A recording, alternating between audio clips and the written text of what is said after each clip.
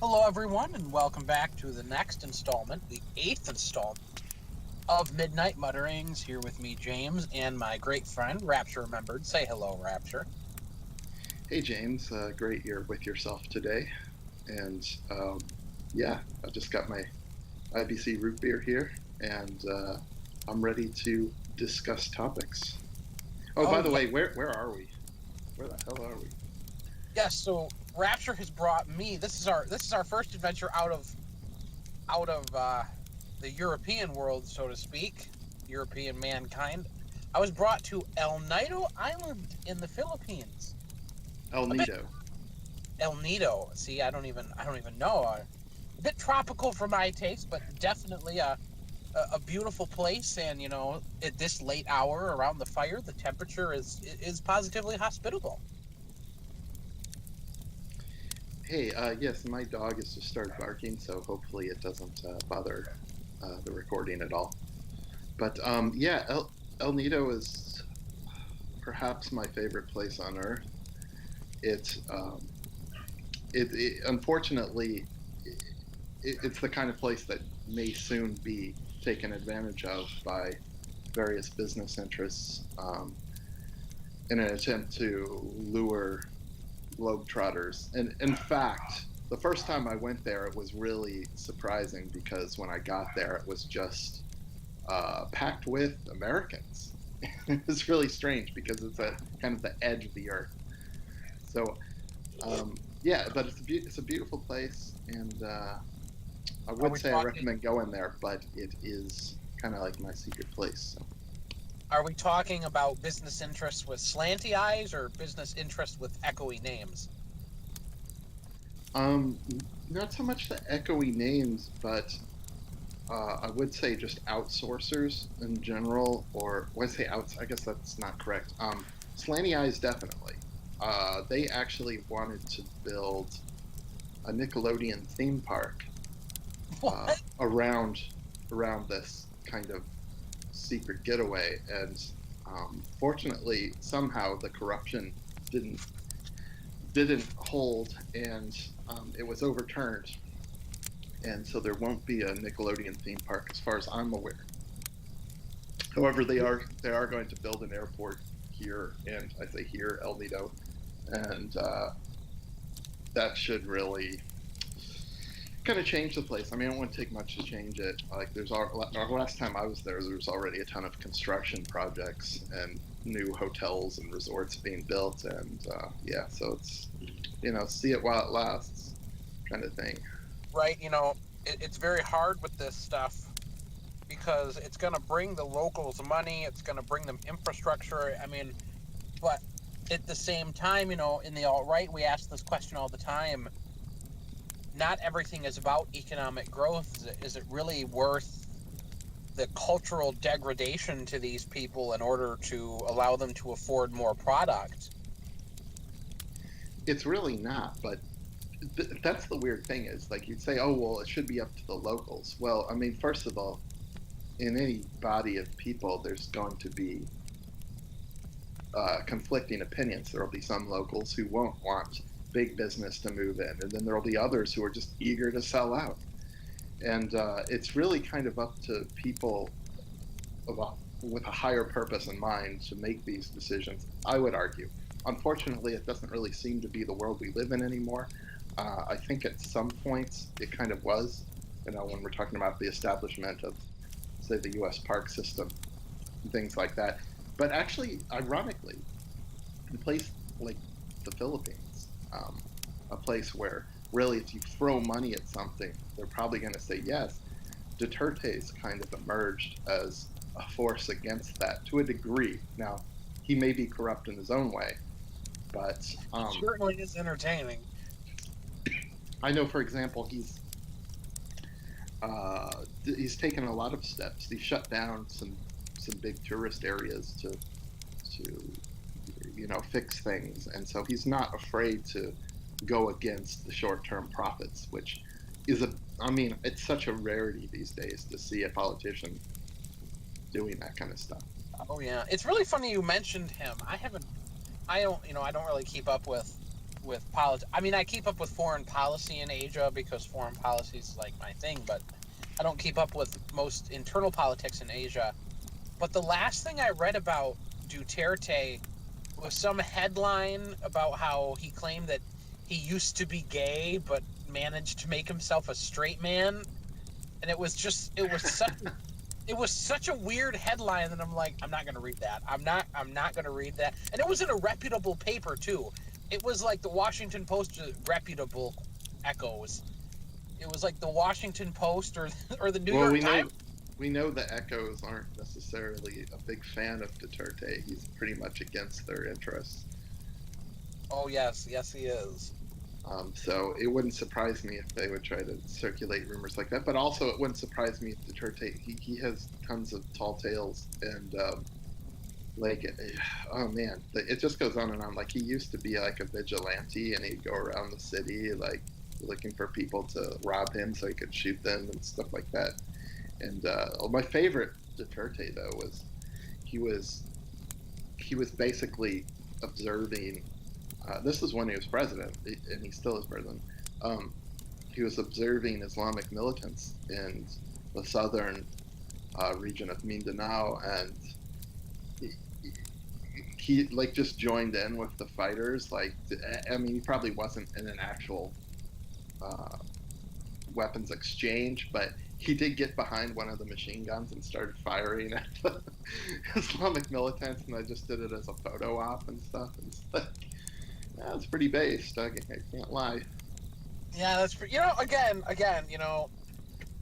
Duterte, Bolsonaro, I forget the name of the president of Argentina, Matteo Salvini, Viktor Orban, all of these. Would you put Putin in that category? I kind of would. Yeah, I would. He's not quite as good, but he's in there. All of these leaders who got elected with promises and truly, I believe, are doing great things for their country. We've covered on the Politics of Three episodes. Jair Bolsonaro is like my favorite world leader at the moment. And we're getting all of these great things in all of these countries. But, before I moved, I voted for Donald Trump. And we're not getting anything, we being white citizens of the United States. I never planned to get rid of my American passport, but I'm like so upset with Donald Trump. I will probably get rid of my American passport. I only need my Swedish one. Well, they'd probably want to strip you of it anyway because you're white if you don't, jump back and forth at the right time intervals. And because really, you don't belong here, but, the Somalians in Minnesota do. We're just the same people. So you don't share their ideals. Well, we don't share their ideals, but that's another story. I just had to get my my Trump bitching in because I've just read this article yesterday about how he's talking to all these companies in starting some new government agency, HARPA, that wants to do like a Chinese. It's like the Chinese style social credit system, and it would monitor people. And if it thinks you're on the edge of a mental breakdown, the FBI would come and like break down your door and take your guns. Is that the same thing I was seeing the other day where it's basically to determine whether you should have the right to own firearms or not? Yes, this HARPA thing, and it would they want to develop technology that would be able to read your habits in like metadata analysis of what you're doing and buying. Oh, great! What could possibly go wrong? Right, exactly. And I forget who made the comment. I think it was on a podcast I was listening to, but I can't remember for the life of me. But the co-host on this podcast said, "Oh yeah, I'm gonna go by the white nationalist man or the culture of critique, and the FBI is gonna come take my guns because now I'm a white nationalist, and white nationalism is mental illness to these people." So I'm so enraged. Well, yeah, it's kind of I mean, they've been doing this kind of stuff in other ways, like for example, I would never really I guess I could in that I wouldn't ever have the intention of you know concocting anything, but I would never like look up how to make a bomb, for instance, on the internet. It's like just enter it in Google. How Right. to make a pipe, a good pipe bomb. It's like they're Yeah, tracking this yeah. kind of stuff. Not just a pipe bomb, a good pipe bomb. A good one. You got to use your keywords. Oh yes, in this hypothetical situation, which would never ever come to rise because we don't believe in the application of pointless violence. Well, yeah, I mean but if there were a person who, wanted to acquire that information, I assume the government's following and tracking people do that, maybe even to the point of people who would check out certain books at the libraries once upon a time. Um, but yeah, so that kind of information is, if you seek certain information, this gets to the point. There may be people watching whoever seeks certain information. Now, whether that's understanding the culture of critique, uh, yeah, it wouldn't surprise me at all. No, where it gets weird is they try to strip you of your Second Amendment rights as a result of this. Uh, Well, I don't. right. They'll. The thing is, they will never ever. So long as white people are like more than 30% of the population of the United States, they will never be able to officially get rid of things like the Second Amendment and the First Amendment. They'll never be able to do it. It'll never happen. So what they're doing now is they're deploying all of these workarounds that are just barely unconstitutional, so that they will get a court that's just leftist enough to rule in their favor, and then no other court will want to overturn it because it's just barely, just a little bit unconstitutional. So it'd be like, All of if these, you want to own a firearm, then you better be okay with America turning brown, and you better not say anything that goes well, against that. you need to be an Alex Jones conservative. If there's that clip of Alex Jones where he's like, "I don't care if America is 80% brown as long as they love God, guns, and the Constitution." Like that's how they want you to be. That's what they want any white man to be. Like, I love black people because look at him, he has a gun in the Constitution in his pocket, and he's carrying a Bible. That's my people. That's how they want everyone to think and act. It's just not reality. Yeah. So basically, don't it's not even if you're a dissident, it's don't read dissident thought, don't be exposed to dissident thought, because then it's guilt by association, or you know not that you're even associating, but just you've searched for certain terms and you'll lose your rights. Right. Don't be, don't be normie Joe who sits down at his computer one day and he goes, huh, and he types in demographics of Florida. Don't search that because they're going to come take your guns. Then why do you want to know? Why do you want to know the demographics of Florida? You know, Yeah, I mean, are you racist? Are you white supremacist? Are you? I mean, we're all the same here, obviously, in Florida. We're all the same. There's no difference. We're all American. 'Cause magic, dirt, and yeah, basically. yeah. Speaking of Florida, the hurricane missed you guys. Yeah, just barely. I can speak a bit about that because there was a rush on things in Florida, and water was out. This is a good 4 or 5 days ahead of the storm supposed landing, even on the other side of the state. And yeah, the water was out, batteries were out, fuel. I didn't see fuel run out, but I think it's mainly because of the angle it was coming at. Uh, the running from it didn't make as much sense as it did a couple years ago, where it was coming up from the south, and you could maybe run north and inland.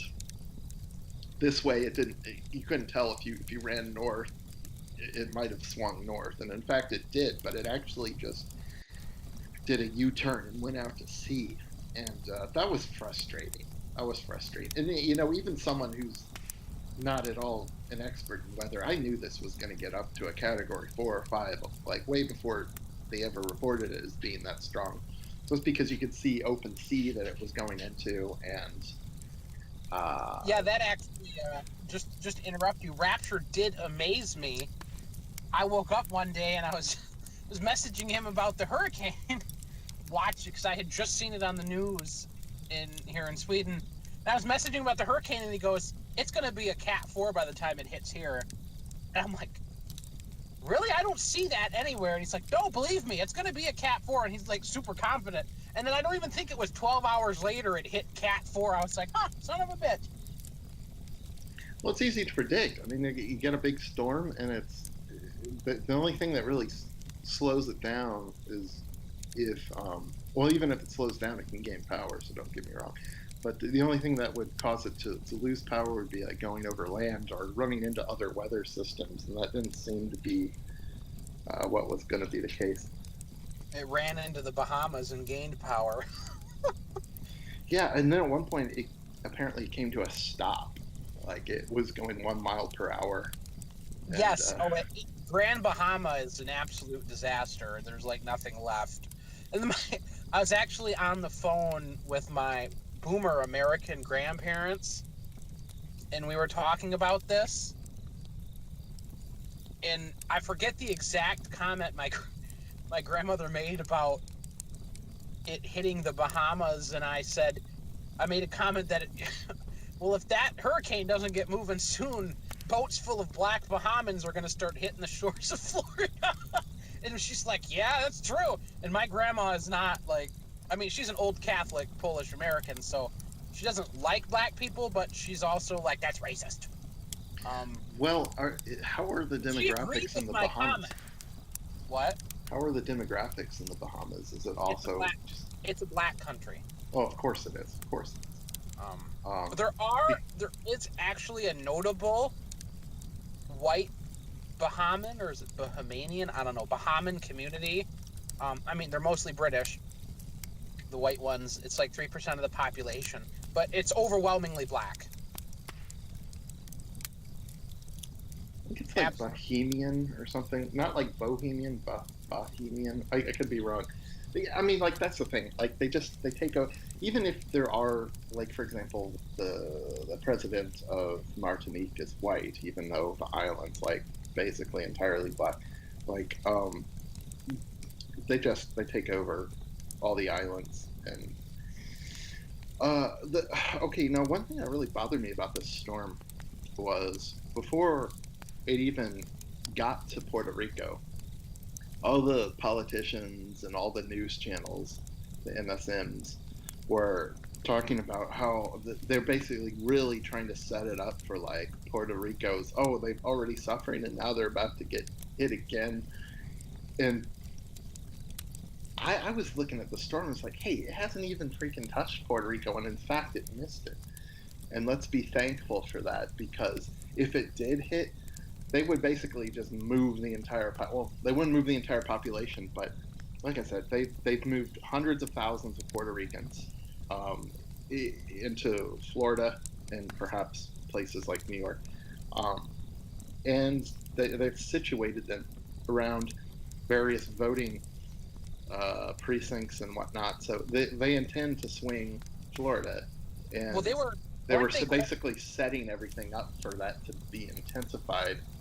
I'm sure before 2020. During the last hurricane, weren't they quite literally signing them up to vote in the airports? They were. The Democratic Senator Bill Nelson was signing up refugees to vote in Florida because of course Puerto Ricans are Americans, right? As Bernie Sanders says, they're what? There's the U.S. has basically two different tiers of citizenship, and to go very, very quickly with this, there's citizens, which are like you and me. We're born in the continental United States or Hawaii, so we're American citizens and entitled to do everything that privilege entails. And then there are American nationals, which are people who are born in places like Guam, American Samoa, and Puerto Rico. And they basically get all of the benefits of being American citizens, except they don't vote in certain elections. Their representatives don't have a binding vote in Congress. Like Puerto Rico has a Congress person in the House of Reps, but her vote just doesn't matter. They don't get electoral delegates, right? Yeah, they don't get electoral privileges in their own, commonwealth, because Puerto Rico is like a commonwealth for the United States. But the moment a Puerto Rican registers an address inside the continental United States, they're allowed to vote. And that's exactly what they were trying to do. I mean, they weren't even just these people are they have no shame at all. They don't even. You would think people involved in politics or something would at least know what they should be hiding and what they shouldn't. But at this point, they're like, we kind of have popular opinion. Let's not even hide it anymore. The things they're saying on CNN like a year or two ago, just astounding. Like people would come on with a smile and say how they were just flying in Puerto Ricans by the plane loads and registering them to vote Democrat at the airport. Imagine if there was a terrible, terrible, horrible natural disaster in, I don't know, Ontario.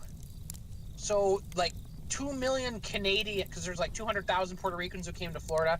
So, 2 million Canadians are coming into Michigan.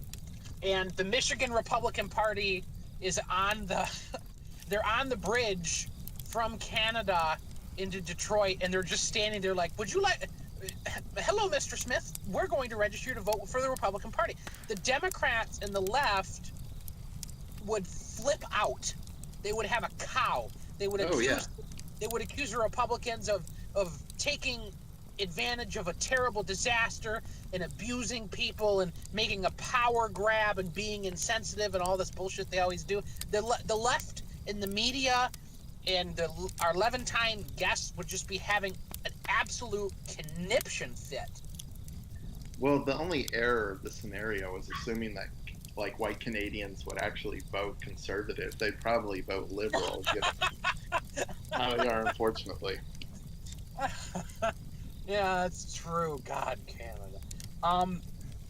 That's true. I mean, did you see that Chick-fil-A thing that was yesterday. That was just unbelievable. I guess I don't know what you're talking about.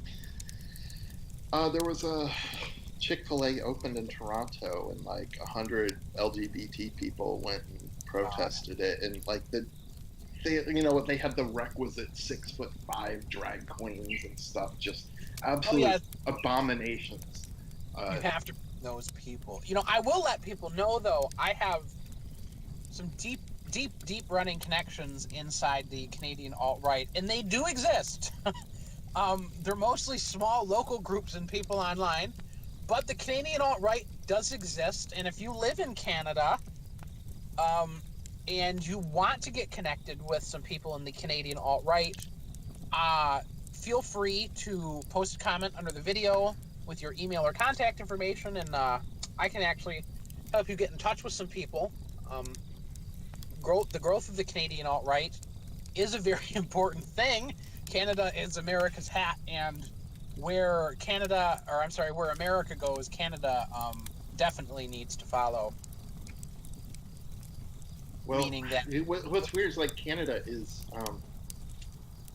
the people are really against Trudeau now, but I don't know if that matters. It's almost like the MAGA peeps voting for Trump. I mean, they're against Hillary, but does that even matter? It's that kind of thing.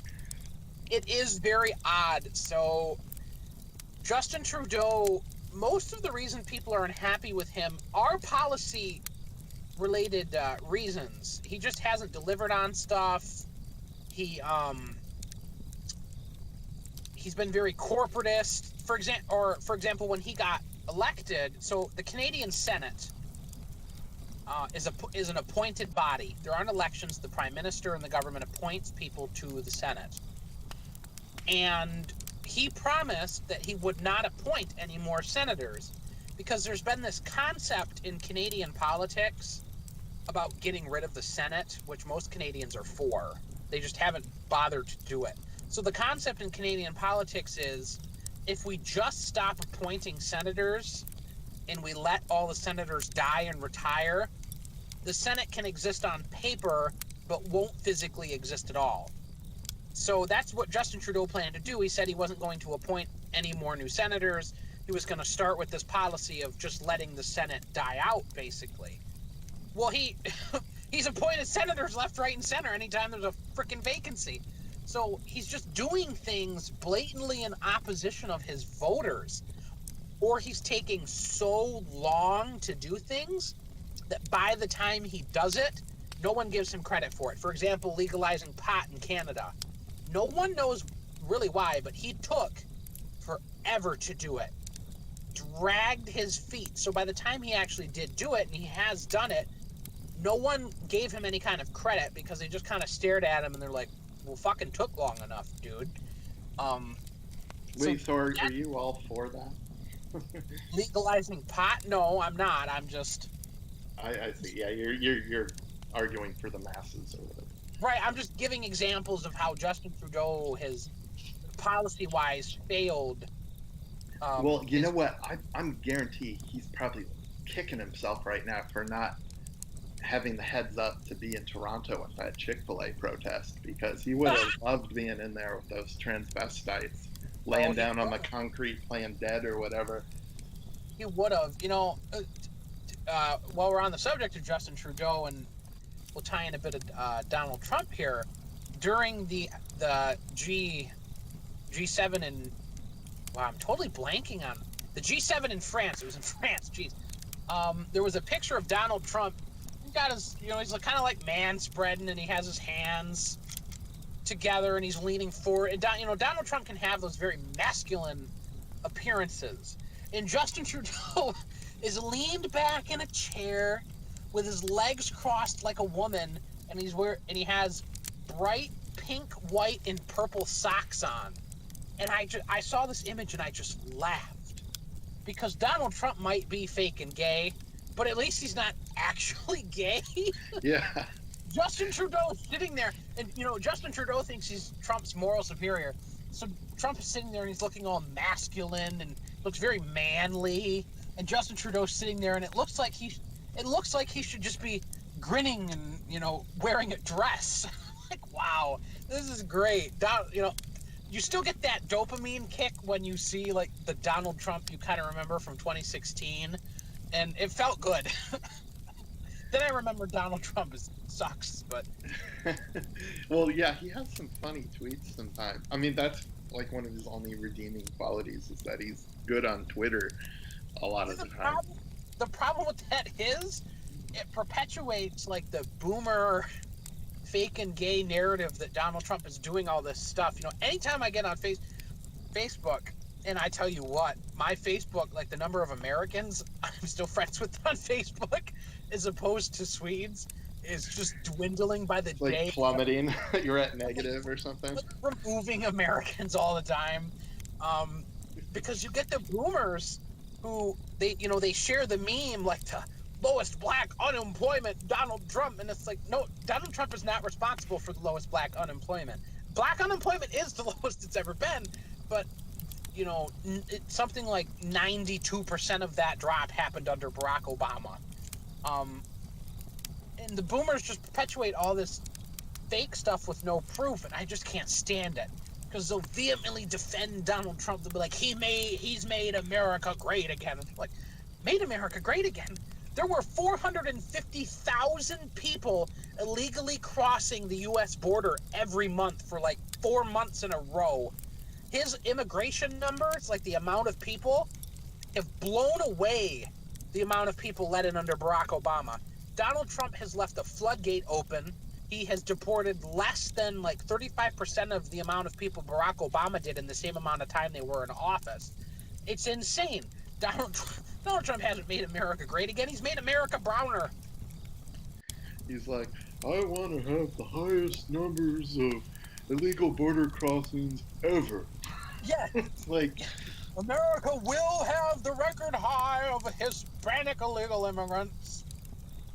It's just insane. And not to mention the fact that his H-1B visa cap limit or lifting, and he's just tripled a whole bunch of visas for agriculture workers. So, we have the Guatemalans flooding across the border. Something like 3% of the population of Guatemala is illegally moved to the United States since Donald Trump got elected. 3% of an entire country's population. So what did Donald Trump do? He's just tripled the amount of agricultural work visas that he's Guatemala gets. he's like watching. What does he do? He's like watching Hannity and then tweeting about it or something. Like, Right. that's what he's up to. So we've already had like 2.7 million illegal immigrants enter the United States under Donald Trump. And now, when all of these immigration reforms go into effect, the legal limit, legally, as the boomers love to say in all caps, is going to be like 2.4 million people a year. And it was about 1 million when he took office. So he's more than doubled the amount of legal immigrants, and the illegal immigration is just off the scale. This was a man I voted for to make America whiter. Well, I don't really see where it's going. Where I am, there's no action, there's no nothing. These people, they aren't. Sometimes I'll see them coming through the neighborhood working for various lawn crews or something, but I don't know where they're hiding these people. I assume they're going to become a majority in a lot of places around the U.S. And California is majority Hispanic now. I mean, you need leadership, you need will, you need means. When I say, I mean military means as well as other means. There's not. We're not going to be able to vote our way out of this. No, you're absolutely right. There is no voting our way out of this. And as white people in the United States, and I'm going to kind of do a outside, more Swedish perspective on this.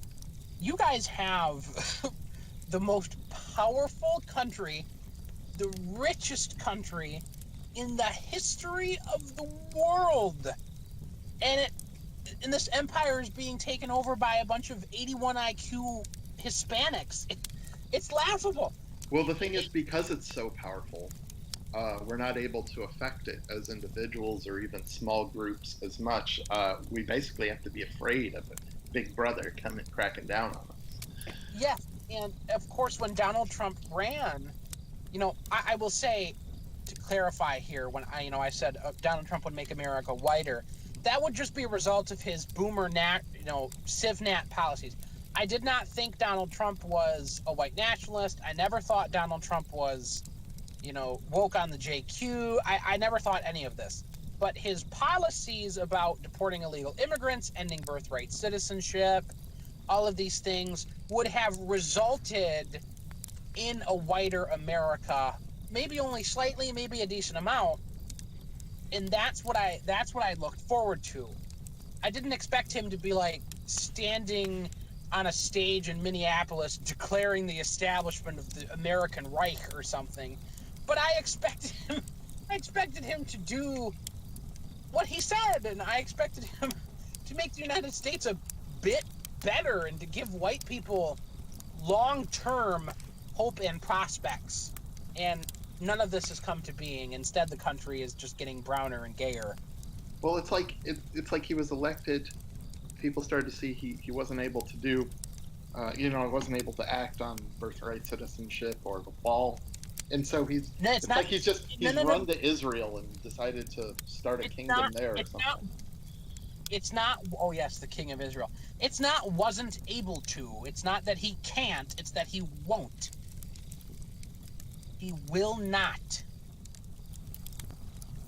Well, I mean, you get the impression that and we've heard this, echoed or whatever, ironically, to use that term, that he's under the influence of people around him. Oh, because undoubtedly. because I think if left to his own devices, like, what do you think in a bubble, Donald? I think he would side with our interests a lot more. But Oh, people in are a telling bubble. him people are telling him not to follow any of his campaign promises. So And in a bubble, Donald Trump is total boomer waffing. And the boomers, like, they hate illegal. You want to get a boomer like threatening to shoot people?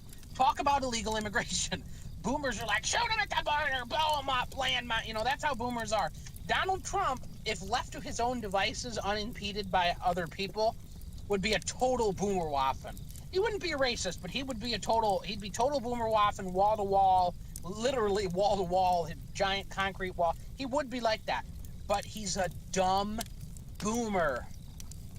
Someone walks into a room, they show a couple charts to him, they explain a couple super complicated concepts that Donald Trump's dumb boomer brain can't get his head around, and he just kind of goes, take it to Ivanka. Ivanka will do it.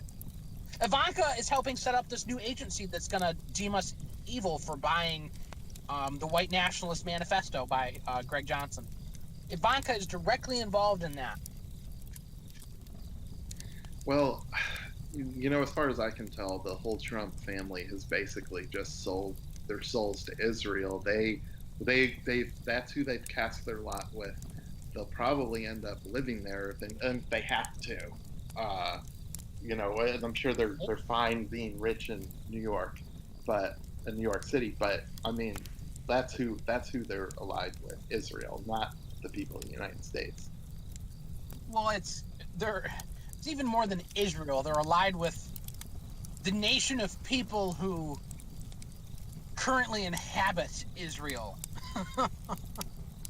We have to remember that Israel is their ethno state. However, their nation, the nation of this Levantine tribe, is global. Everywhere they are is their nation. Everywhere they're present is their nation. Everywhere there's one of them walking the street, Oh no, is there's present there. there's a limitation on that. It's everywhere they can pass for the native population, which doesn't include East Asia or Africa That's or true. India. But they're able to pull it off, obviously across um, you know the West, because where countries filled with people of European descent. But I suspect they're also able to do this largely in Latin America as well. I don't know how they're able to do it there, but There's they a seem. lot. There are Black American Jews, mostly mulattoes, and there are a lot of Jewish people who marry into Black America, which is weird because African Americans in general do not like Jewish people, but you will get like the Yid woman who will marry a black guy, and there are a lot of Jewish men who will marry black women. So It there's does it does seem that like a lot of like the people you say, okay, this person's like half white, half black, but they're actually half Jewish, half black. You see that a yeah, lot with a lot of the upcoming celebrities and athletes and people like that. there are a lot more there are a lot more Jewish, like out and out Jewish celebrities. You used to get celebrities recruited by Jews or celebrities who had a Jewish agent or who worked for a Jewish company. Now there are just outright Jewish celebrities. There's that one ugly ass Jewish rapper, the white the white presenting one, I should say, and there are black Jewish rapper. Isn't ASAP Rocky Jewish? I have no idea. I feel like I read somewhere that he had converted. But digression. The fact is, Jewish presence is strong in the African American community, even though the average African American does not like them. And you can thank people like Louis Farrakhan and various other black nationalists who are very, very open about the JQ. But interestingly enough, when they talk about it, they do get showed from Twitter and the internet. They can talk about literally killing white people, but call a Jew a termite and just see how fast you get deplatformed. Well, I think in that regard, it is perhaps in an odd way refreshing to get a little bit of support from the black community on the issue. Uh, Um, I almost think that well, we are starting to get some congressional uh, words on the subject, namely through people like Ilhan Imar, who are very disfavorable in terms of their popularity. Um, I don't know about AOC. I thought I heard her say some stuff against the tribe, but then she also tries to act like she is of the tribe. So I don't know what's going on. she's totally owned by them. They came into so Rashida Tlaib, Ilhan Omar, Ro Khanna, and AOC came into office all pretty anti-Israel to some extent or another. Now the only one left standing in the anti-Israel camp is Ilhan Omar. They even got to Rashida Tlaib, who's a Palestinian. Wow. Oh, yeah. That's why AOC seemed initially opposed to the tribe because she was sticking up for the Palestinians back around the time she had just gotten elected or shortly beforehand. Yes. So, I mean, Tlaib, who is a rep from Michigan, will defend certain Palestinian interests, but when it comes to things like BDS, which is the Boycott, Divestment, Sanction movement, to pull all Western assets and more specifically American assets out of Israel, Rashida Tlaib will speak against it. She used to be for it. Now she'll speak against it. The only one who won't cuck on Israel is Ilhan Omar. She's the only one left. And you can say, oh, well, that's great. I like her. Well, don't like her. She's basically a jihadi. You know, Yes, she is basically a jihadi. She wants our heads on on spears. Um, yeah, she's just awful. But it's like, is the enemy of my enemy my friend? No. No. The other thing is, you know, she got in her district. She was elected by her own people, a bunch of Somalians. It's like, if I went back to 1935 and I'm like, yeah, Minnesota has a black female Muslim congresswoman, the state of Minnesota would probably, the entire thing would drop dead in a collective heart attack. They'd be like, there are Somalis in Minnesota? What? There are Muslims in Minnesota? Like, why are there Somalis and Muslims or any combination thereof in the country in general? Well, that at least gets into it always reminds me of, we can sit here worrying about things, but then there'll be people trying to tell us, well, you should do something about it. It's like, okay. Well, once again, we're talking about the most powerful nation on earth. It's kind of hard to get something going organically right away. So anyone that can contribute to any kind of pushback, you know, I greatly admire that. Personally, I feel quite powerless in the situation, but you know, perhaps our words help to a degree, to a small degree. But I'm just doing what I can, right? That's all any of us can do right now. We have to wait and we have to see how things develop.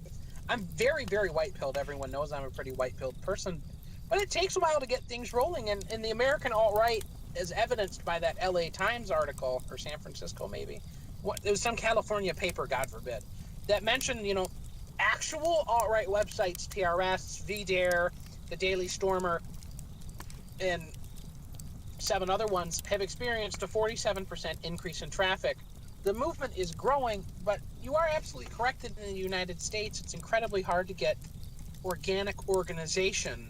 And the Jews make it this way. So you get a group of Christians together, and you get a group of white people together, and they'll say, well, why are you white nationalists? Why aren't you German nationalists and English nationalists? And then you get together and they say, well, you know, in Germany there are Bavarians and there are Hessites, and you know, why aren't you a Bavarian? And they break it down and they try to just lower you lowest common denominator.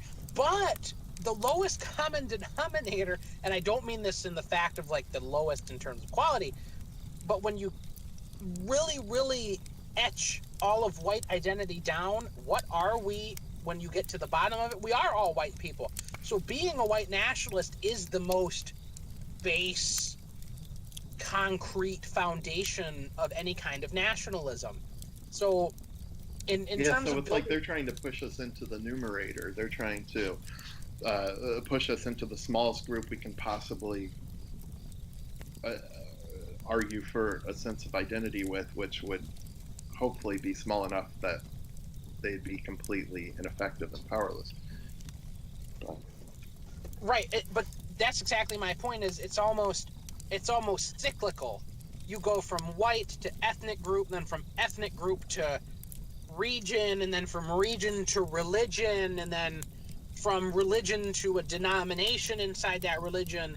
But then what do you get back to when you have literally nothing else to identify with? You're just white. So it's almost like pushing you in this circle that you always get back to being white. And they can't win that argument. they can't, and I felt like a bit of a grunt the last few years, always coming back to that point.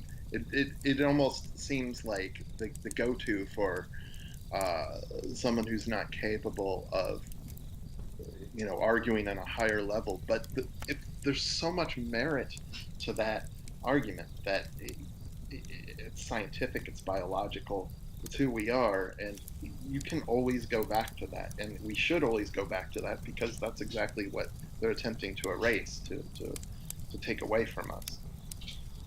Yes, exactly, exactly.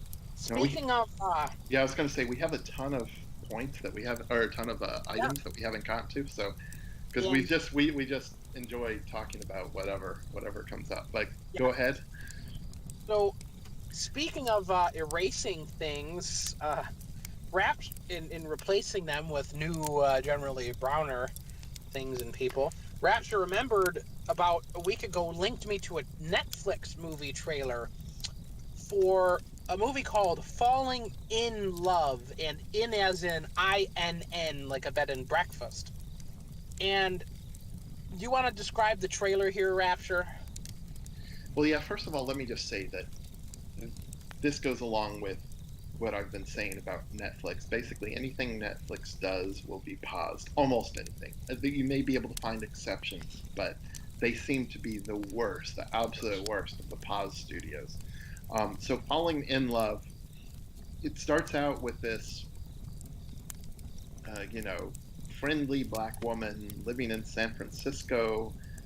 I thought there was only one black person still in San Francisco, but apparently she's there too. And she she's with like her black boyfriend there or something. But she's just The not second satisfied. You know, go. I mean, who wants to live in San Francisco, right? She has a brighter future ahead of her. So she has this job opportunity or something presented to her in New Zealand, or not. It wasn't a job opportunity. She has like an inheritance or is able to like. Was she's taking over is it a bed and breakfast? She has this, and she bought it, and she's going to take care of it. And anyway, she goes there, and she just shows up and goes into like a New Zealand store. Somebody's like, "Hey, I'm the new neighbor." It's like, I own this place in your little rural community in New Zealand, and hey, I'm Black American, sassy Black American woman, and then of course there's one Chad, blonde-haired guy in the entire town or something, and they start falling in love, eh, as if he couldn't do better. And or maybe he's just trying to take her estate from her or something. Who knows? But you can So yeah. It's a shit show, a complete shit show. Go ahead, James. Rapture sent me this trailer he's described, and I thought, you know what? I'm gonna bite the bullet. I'm gonna suffer and watch this film for me to talk about and for Rapture to react to.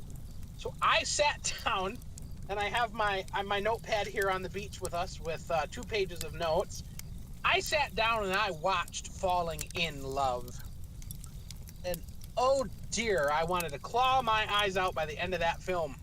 More like 10 minutes in, but by the end of the Do you have a box of tissues next to you, but not for like expected reasons, for white nationalist reasons? So oh so oh god, that's almost as gross as the movie was. Um, so Rapture was mostly right. So this woman, she's black and Hispanic, Miss Gabrielle Diaz, and the film opens with her biking, and it's this beautiful rural scenery, and you hear her huffing and puffing as she bikes down the road, and it was gorgeous. And then come to find out, she's biking with like a 3D virtual reality helmet on in her apartment. And I'm like, okay, this is Yeah, really... because that's what black women do. Yes, exactly. That was my thought. I'm like, wow, this is really black. Like, not even the virtual reality helmet. I'm like, they bike? Like, I don't think I've ever seen a black person on a bike that isn't like a thug. Whatever they do is the opposite of bike. I mean, have you seen Nicki Minaj? You seen her her butt? Anyway, go ahead.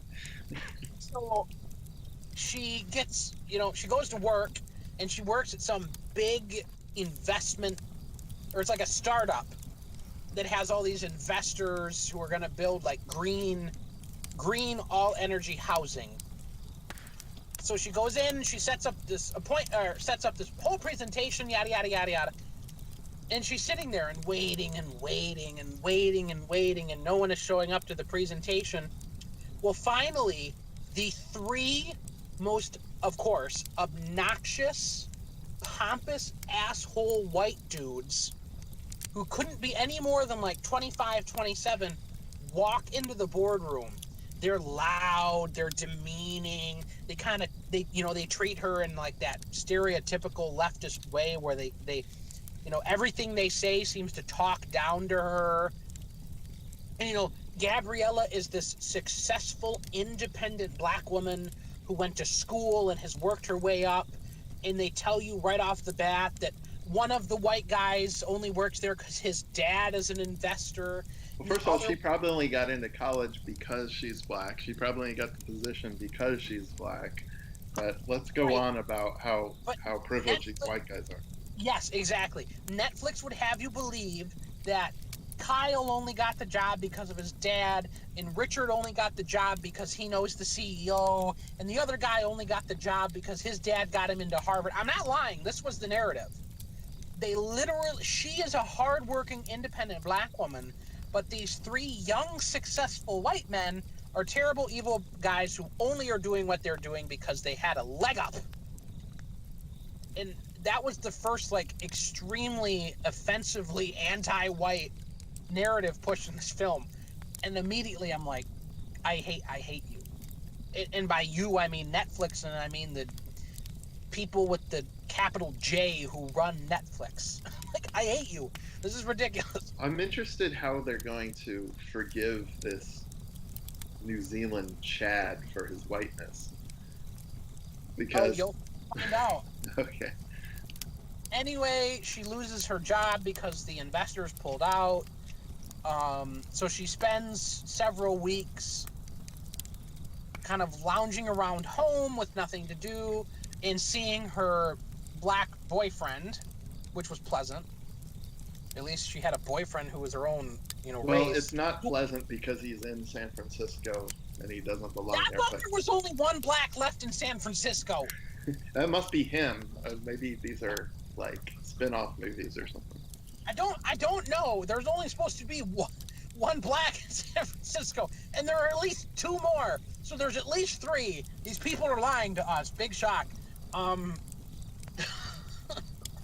So this guy is some successful lawyer, but he is like an asshole who won't fully commit. which, hey, at least the black guy's an asshole too. He doesn't want to fully commit because he's probably sleeping around with other women and doing drugs. They don't say that, but I mean, Well, what else? I can testify that black men in the San Francisco area are like that because I've known a bunch, and they were all like that. Like they oh, I don't know. I'm just saying that's how they are. That's their culture. So, and I can just speak for that specific area, San Francisco in particular. But go ahead. Right. So let me just look at my notes here because I didn't bother to. So a main theme throughout the movie, and this is another one that irritated the crap out of me, is there are no happy relationships. There of course will be one exception by the end of the movie, but there are no happy relationships. There are no happy marriages. Gabriella's best friend, who's like an ugly, the actress was actually Jewish, and I forgot to write down her name, but she presents as a white woman, but she's Jewish. So her ugly Jewish friend in the movie is married, and she's unhappy with her marriage. And then when Gabriella goes to New Zealand, there are countless people who all go over who are unhappy with their marriages or their boyfriends. Everyone is unhappy with being married and chained to someone. The only two people, besides the characters at the end of the movie, so the only two people who aren't forced together by the narrative, who are happy together, are a white guy and a Maori who are in a gay relationship. They're happy. They love each other to death. Oh, But of course, yeah. they're the only happy couple in the entire damn film. Everyone else who's in a straight relationship is bad-mouthing their spouse or talking about how terrible marriage is. And at the start of the film, when Gabriella is all upset about losing her job and she's upset about her black boyfriend not committing, her Jewish friend tells her, well, you need to give him an ultimatum. You need to tell him I'm leaving or you need to marry me. You don't get a choice. Either do it or I'm gone. And Gabriella attempted that, and the guy wouldn't go for it, which I say good on you. Don't let any woman force you into that situation. Fuck you. So she ended up going back to her apartment, which is when she applied for this contest, and she won this in through an online contest. Because get this, and I didn't know black women did this. I had no idea that black women were so cultured. Her entire life, she has traveled around and loved to stay in cozy rural inns. Her dad would take... black women do this. Are you not aware of this? No, and her father, a black woman, her father, I didn't know they even had fathers, would take her to these cozy rural inns. I had no idea this was such a cultural strain in the African American community. Well, obviously you know less than you think you know about the African American community. There's a lot more to familiarize yourself with than you have. I mean, I must be such a virulent racist that every time I was at a rural inn in Pennsylvania or West Virginia, I just totally missed the black people. I must have been just so upset that I pretended they didn't exist. I must just be that racist. We say rural inn. You mean around the world though? Like they go to they stay over in castles in Scotland or something? They must. Like, hey sugar, let's say where we going to Scotland. Yeah. We're going there. Oh, how the hell you say that? We going to Edinburgh. We're going to Edinburgh. Edinburgh. We're going to Edinburgh, baby. Edinburgh. Yes, exactly. So she ends up going to New Zealand, and when she gets there, her inn is a dump. It's been let go of, and it's run down. But she's a determined black woman, so she's gonna do this. And she meets the other protagonist in the story, Jake, who's a tall, blonde, buff, young contractor guy. And she's having terrible troubles. she gets dropped off in like a rural area, and her suitcase breaks, and all this stuff. And he offers a ride, and she says no, and walks like a whole 2 kilometers to town, and then has to walk like another 2 kilometers to her inn, and it's just a whole ordeal. But she's a strong, independent black woman, so she doesn't need no white man to give her a ride. And she starts to try to do these renovations on her own, and she, of course, when she gets into town, the first thing she has to do is go to the nearest coffee shop and buy expensive coffee, which is where she meets the gay couple, the white guy and the Maori, who give her free coffee and free food. And the only reason I can think of that they gave her free coffee and free food is because she's the only other brown adult you see in the whole movie. Well, I don't know. We may classify Maori differently. I don't really have a concrete opinion of them, but they're one of the 2 native peoples of New Zealand, the other being white people. Interesting fact: the Maori only got to New Zealand like barely more than 100 years before white people did, and they never built anything of significance there. So I classify. Yeah, but they cover themselves in like war paint and stick out their tongues and dance around, so they're right about everything, pretty much. Yes. So she gets to her inn, and it's a dump, and she's trying to buy stuff to redo it, and the vast majority of the white folks are portrayed as total idiot rural bumpkins. They're very nice. I was telling you to look out for this. I was like, I knew they're just gonna paint this town as like the most backward, inbred, asinine place. They didn't do like backward inbred. They portrayed the white people as very nice. The white people, they portrayed them as extremely wholesome. I mean, there were gay people, and everyone loved gay people, but it was still like a wholesome, close-knit community. But the white people were just morons, simplistic, with no depth. You had the weird, kind of nerdy, nihilistic flower shop owner, and then you had the guy who owned the hardware store, who was just a total frickin' simpleton. And then the woman who worked in the town office with all the official papers was just a complete moron who smoked and was just a goof. And then the lawyer guy in town, all he ever did was watch sports and not pay attention to anything. I mean, all the white people were just dumb. Everyone was obviously they need a virtual reality bicycle riding black San Francisco woman to set them straight. Yes, they need this super educated, cultured black woman to come in and help revitalize this town. It's ridiculous. And you did tell me to watch out for this, and you were absolutely right. So then we get to like the really big kind of crescendo, and we'll start to taper off with this subject here. Gabriella is redoing her inn, and she meets this woman named Charlotte, who is beautiful, successful, dresses traditionally, is very traditional in how she does things, and she owns the only other inn in town. And she wants to buy this inn from the black woman. You know, most renovations haven't been done yet. Charlotte comes to offer to buy this inn. And she makes the comment, I own the only other historic inn. I was born here. I was raised here. I know everything about this town.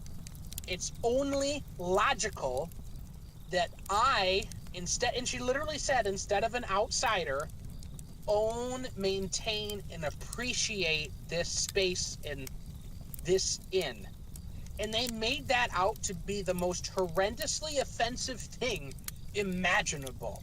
Like this evil woman who just wants to exclude poor Gabriella.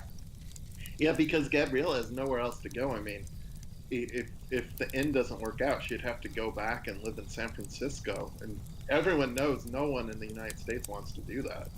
So, well, yeah. I think once a black leaves San Francisco, they're not allowed to go back, right? Because we're trying to get down to just one. Well, So, yeah, some Google employees probably taken her so spot or whatever. she can't go back to San Francisco because there can only be one black in San Francisco. Well, no, that's interesting that they paint like a nativist thing as a nativist statement as pure evil. It doesn't surprise me at all. I mean, what are they trying to imply then? That Gabriella is just as New Zealander as all the other yokels or whatever? It's ridiculous. She doesn't belong there. It's clear just from watching the trailer she doesn't belong there. I mean, I suppose she could visit there as a tourist or something. Uh, Right. it's ridiculous. These people have they have no ability to reflect on the self, um, and how asinine and just backward their own thinking Right. So, can be on of these course, subjects. for a while, we get like a back and forth between Gabriella and Jake. They're kind of passive aggressive to each other, but he's a contractor, so she ends up hiring him because she has literally no idea how to do anything. In fact, there is one funny moment. This is the only funny moment during the whole damn movie when she's in the hardware store and she ends up running into Jake again, and he tells her, "No, you can't use that wrench. You need a 5/8 wrench to fix what you're going to fix. Believe me, you have to have a 5/8 wrench." And she holds it defiantly and kind of gives him a small lecture on mansplaining things. She doesn't need to be mansplained to. She knows what she's doing, despite the fact she has the completely wrong tool. Well, then the total idiot moron, a hardware store owner, is walking by and he stops and he looks at her and he goes, "You know you need a 5/8 wrench, right?" And it was just so funny. It's like Netflix was trying to show us mansplaining, but it just confirmed that, like, yeah, men know what they're talking about. How about you not be a bitch? Well, when you first said 5/8, I was thinking of the black U.S. crime rate, but so, I don't know. For some reason, I made that association. I was like, but yeah, it seemed like the kind of movie where there'd be nothing funny in it at all. Like it seemed like all the humor would be forced. The better line would have been, "You can't use that wrench. You need a 13th 50. You need a 13th 50." That would have been great. Um, so they get to work on the inn, and she's all about green energy, so she wants to slap solar panels on it and a wind turbine and a water recycling thing on the side of the building and yada yada yada, all this bullcrap. And she does do a lot of that, but they end up compromising, and the whole renovation is just totally boring and uninteresting. It can be summed up as in Jake saying, "Well, you have to keep this because it's old and important," and her saying, "I don't want to keep it because it's dumb and old," and then they compromise in some areas and they don't compromise in others, yada yada. Of course, we find out that Jake is, despite being the most eligible bachelor in town, is brokenhearted over a girl who died 3 years ago, and he's just an emotional wreck. And Gabriella brings him out of this self-imposed exile, and they fall in love, and da-da-da. I think she'd just push him further into depression if I was around her. So they fall in love, building their thing together. It was just, and of course the reoccurring, like, the evil white owner of the other inn, she's like reoccurring. At one point, like, the crescendo of the movie in terms of conflict is Charlotte, the evil white inn owner, wants this woman to leave her town. She wants to buy the inn, and she wants Gabriella, and I quote, to go back to her real life. She wants this woman to leave her town, and I don't blame her. I'd want her to leave my town too. So she ends up stealing Gabriella's phone and sending a text message to that ex-black boyfriend, and it's like, if you really love me, you'll come to New Zealand and sweep me off my feet and yada yada yada. And he ends up coming, and there's a whole fight, and Jake is upset, and they fall in love by the end of the movie anyway. Her and Jake. He pulls a gun on Jake. He stabs Jake. That's my bitch, nigga. Put your hands on me. Whatever. That was from our first Midnight Mutterings. Yes, and you got then the wrong one. Of course, the New Zealand police will have to tase him, and then Gabriella will be screaming, "You got the wrong nigga!" He's the only one. Hey, you know what? By the time Gabriella and then that ex-black boyfriend left, there really truly was only one black left in San Francisco. They finally got there. They could finally release that other stupid movie. Well, I'm curious, did they vilify Jake at all? Because there's no way they could just let his straight whiteness go unexcused. They do portray him as like he always knows what he's doing, and he kind of belittles her a little bit. So she teaches him to be like more patient, and instead of explaining how she's wrong, he'll just teach her how to do it without saying anything. Just like little things. Because they really did make him like the dreamy white guy. He was just waiting for a sassy black American woman to enter his life. In rural New Zealand. Yes, that's okay. Well, one question I have for is like, do you think this movie sets up New Zealand as a place of interest in the eyes of black Americans? Like, oh, I want to go to New Zealand and open up my own bed and breakfast or whatever. I wouldn't say a definitive yes. I would say what they're doing is they're setting up this image of a multicultural New Zealand. And of course, New Zealand, it has Chinese people. But when you take white people and you take the Maori, New Zealand is like 90 or like 89 to 90% New Zealander, white and Maori people. And then the 11 to 10% is Asian. Well, yeah, so, a lot of those Asians probably came in recent generations, and I've heard that they're taking over a lot of the cities like Auckland stuff, and it's really bad. Australia. So they're trying to set up this image of a multicultural New Zealand, which, frankly, it only exists to a very small 10% extent right now.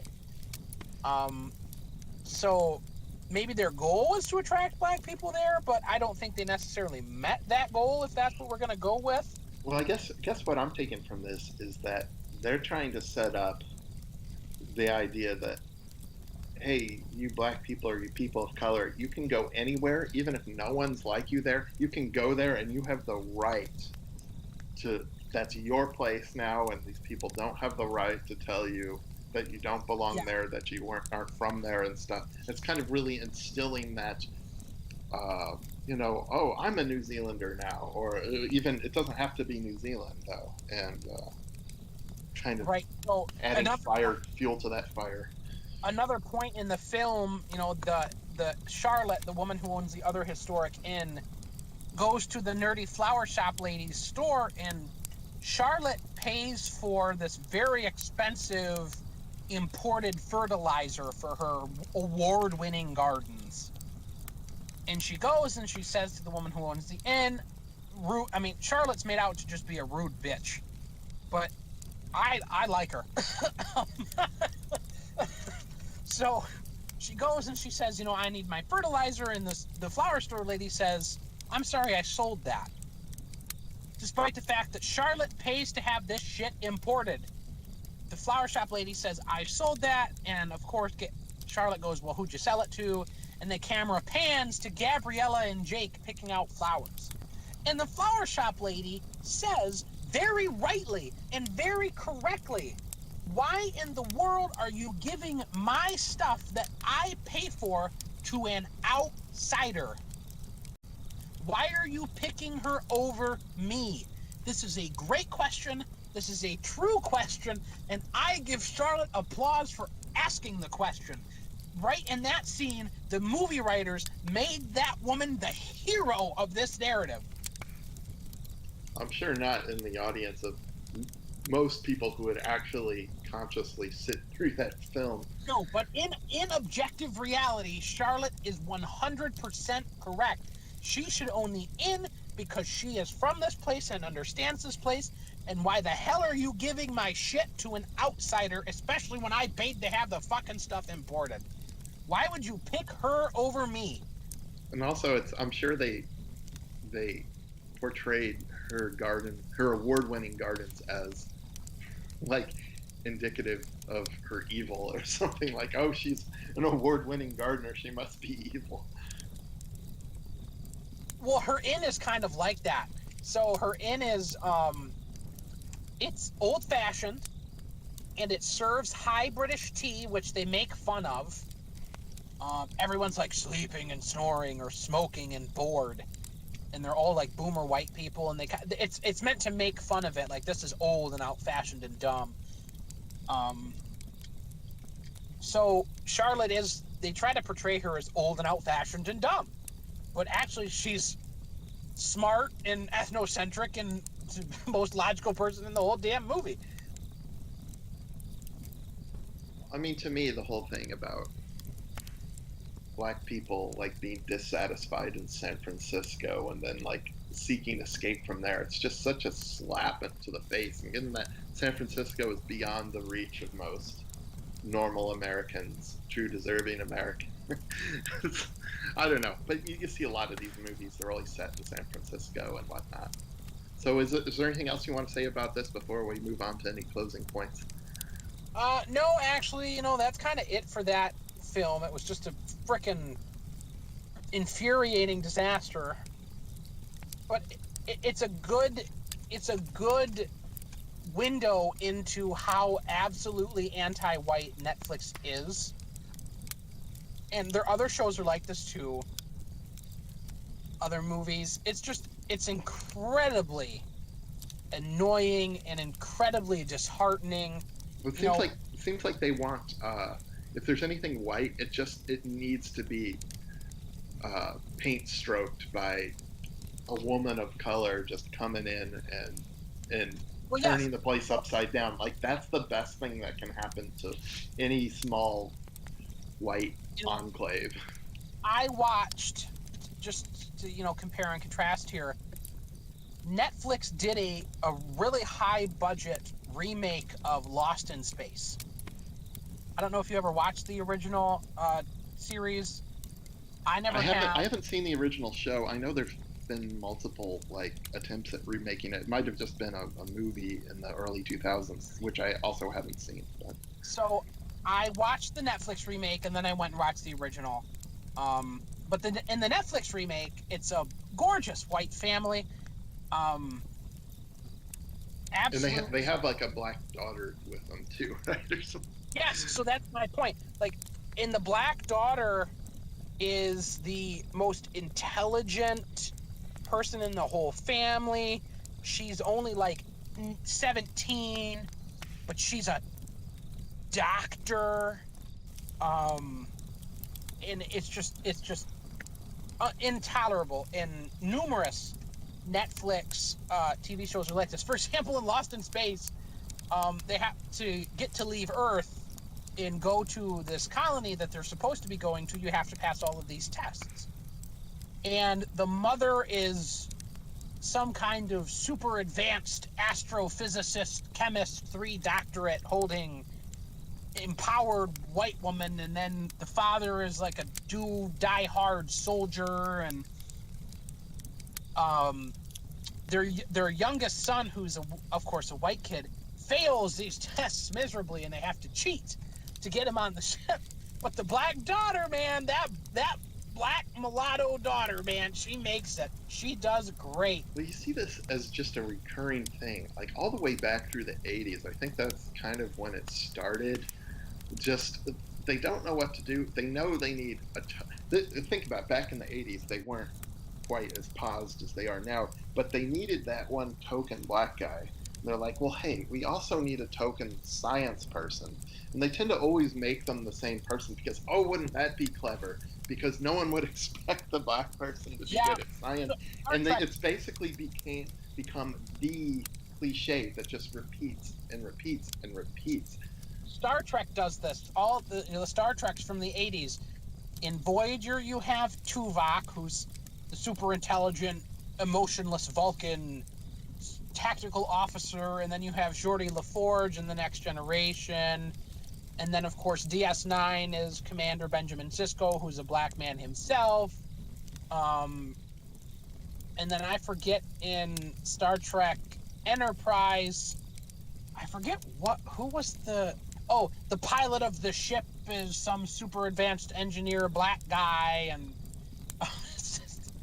it is. You're right. It is like a constant. They I, I didn't know. think I think some of it comes into play in that. I mean, so, you could say the guy who plays Geordi LaForge in Next Generation, he was actually a pretty good actor, but a lot of these guys aren't good actors, and they just come across as stale. They don't just want someone just a stale plug-in. They're like, we need this person to be able to do something, so they have them be the science person who can just throw lines of, like, oh, we need to do this such and such diagnostics with the computer. If we don't get it fixed, then everything's going to melt down. Yes, Um, exactly. they're just filler, but it's also kind of establishing that we need these brilliant people of color to complete the ensemble of our team, or we're not going to make it. How, how would we ever survive without how would we ever survive without the Nubian genius black goddess? Yeah, That because I is. mean, obviously, like people from Africa have just have they have a predisposed knowledge, an intuition about this kind of stuff. Oh yes. Oh yes. And then I figured, while we're on the subject of pop culture and television shows, you were mentioning to me the other day, and I've been a long time Walking Dead fan. Now I just watch it out of habit. Rapture pointed out, and it was true, and I knew this, but I didn't really think through it. Basically, every relationship in The Walking Dead now is interracial. Every single one. Well, see, that's been kind of I mean, in our circles, we've heard this, but it kind of goes beyond it. It's so bad in It, season it, 9. it's And keep in mind, beyond reality. It's beyond reality in any form. I'm coming from a point of view where I view season 1 Walking Dead as like on par with, most of the good zombie movies. And then season 2, it went beyond. And season 2 is an absolute work of art, in my opinion.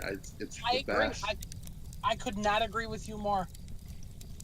What? It's Shane waking up Rick. It's Rick having to develop and having to adjust to a world that, you know, it kind of goes along with what I was saying about Duel. But it's just a beautiful, beautiful season. And it's kind of gone downhill since. Uh, but this season 9, like, for example, the first episode in Walking Dead season 9, uh, like half of it was like white people making out with black people, like Rick and Michonne, Carol and the Rastafarian guy, the King, whatever his name is, and then the black preacher guy is making out with the two people. He actually got two girls. One was the white trash lady, who's actually pretty attractive, uh, I guess, in her own way, even though they don't really portray her as being such. And then also the Rosita, who actually plays a Mexican, but I think the actress is like half Italian. Um, so, And then and of course, she's attracted to a half blind preacher, black preacher. I mean, that's just the natural only attraction there. the only white woman who is not in a interracial relationship is Tara, and that's because she's a lesbian.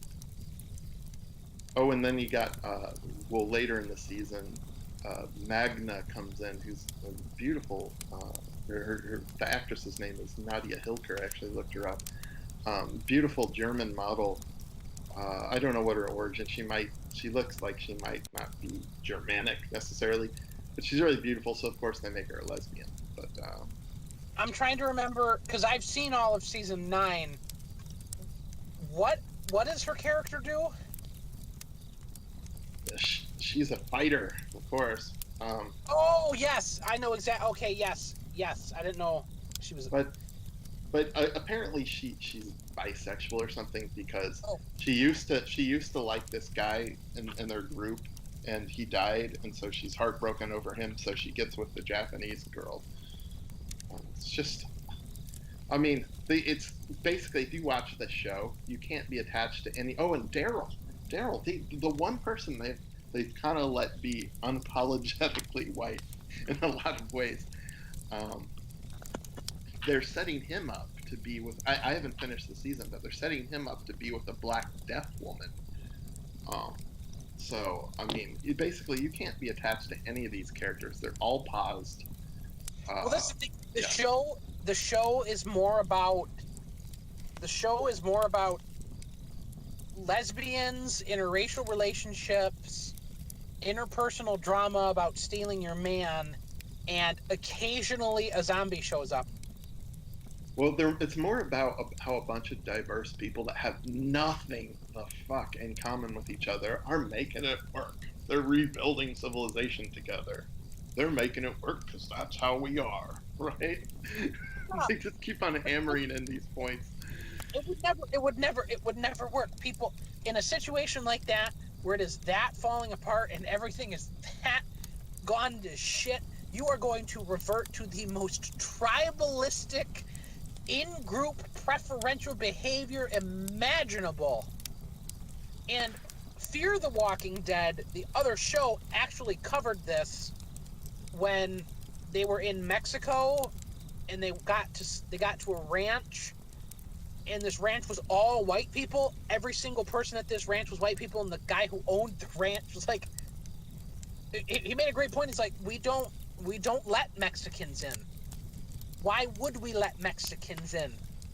This is for us to survive. I know how to work with these people. That was the smartest damn comment that's ever been said in the entire freaking Walking Dead universe. Which, by the No, way, no, the they're best adding a comment is third show to. the best comment was Shane in season 2. He's like, Rick, it ain't like it was before. That's my favorite line of the whole series. Season It's 2, I cannot agree more with you that it was art. It was beauty painted on the screen for us to see. I love season 2 of The Walking Dead. it's, Oh it's my! so emotional. So like the characters are so deep at that point, and they're kind of in this idyllic farm setting, and it was really like a where are we going from here, and where they went actually ended up not And being that special, but it wasn't only the story, the aesthetic, the directing. It was just every shot, every cinematic pan in the music. It was just utter perfection. oh yeah, it was great stuff, and I recommend anybody like okay. I love The Walking Dead. I'd say until about halfway through season 4. And it was kind of dragging the last season and a half. So season 3 wasn't bad, but of course you need to see season 1 to know what's good. Season 2 was the high point. But Yeah, yeah, season 9, it did do some things well, and I'm not going to get into spoilers, but that's the thing. Every season does some things well, but after 4, which I agree, 4 was about the end of the best in terms of the conglomerate of the whole show. After 4, 5 was an absolute dumpster fire. Oh my gosh! And then everyone started complaining, and every season from 6 until 9, including 10, which they're in now, they have said, this is the return to form. This is the return to form. Oh, no. This is the return to form. And they keep telling people, get hyped for a return to form. And instead, all we're getting hyped for is interracial relationships and lesbians. it just gets faker and gayer, really, as it goes It on. does. Literally, in most. It gets faker and gayer. It's insane. And I'm like, you guys ruined such a good television show. And you made the comment about Carol being like the ultimate badass woman. I love Carol in the show. I've always loved Carol in the show. I think her character arc from being like the battered, beaten woman to being a more independent kind of hero is good. You know, everyone does like a shield maiden in a, not everyone, but it's nice to have a shield maiden in a story, and that's what Carol represents to me. And then she got into an interracial relationship and turned into the queen of the kingdom, and now I'm like sorely disappointed in whoever's in charge of writing her character. Well, I mean, I'm not opposed to, a woman going through that kind of evolution. I just think her character got so fucking ridiculous by, like, I think it's season 5. She's basically like Rambo going around with a bow and arrow, like explosive arrows. One-man army.